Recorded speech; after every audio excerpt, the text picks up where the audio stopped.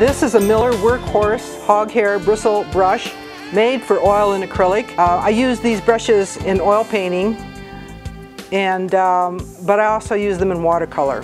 And in fact, when I teach workshops, I ask my students to please bring some oil and acrylic hog hair bristle brushes because you need them with this process.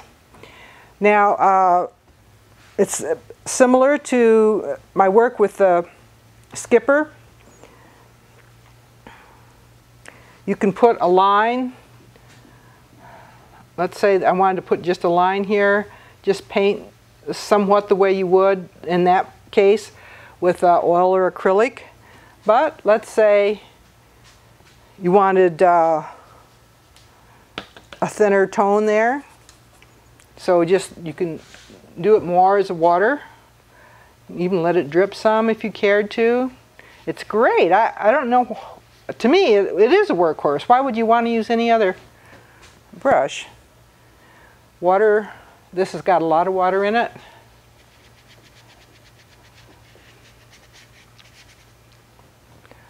Very nice brush. A lot of water. A little drip going down. We like that.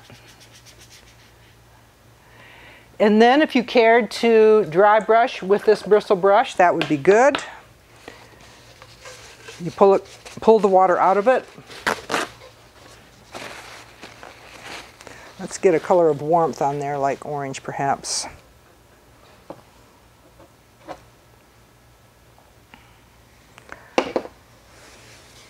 Let's say that you cared to add a little bit of highlight to treetops or a sleeve or flower petal, I don't know. But anyway, there's no extra water in that. It's just the paint out of the tube. But even that's going to have quite a lot, so I'm going to pull that clean again. All right. And then you can just tone it. Tone your page like this. And add just a little bit of lightener and brightener to, say, a green patch if you cared to do that.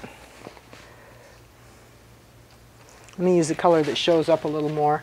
Let's say you wanted to tone this sepia patch a little bit. It's a light hand. You can cross hatch one way, go one way, and then come across your work the other way like this.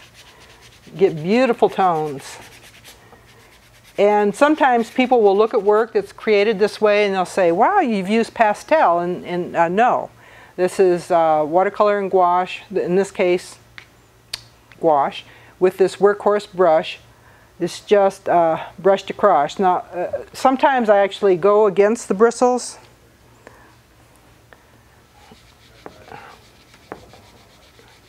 And so I'm hard on my brushes, but you can replace a brush.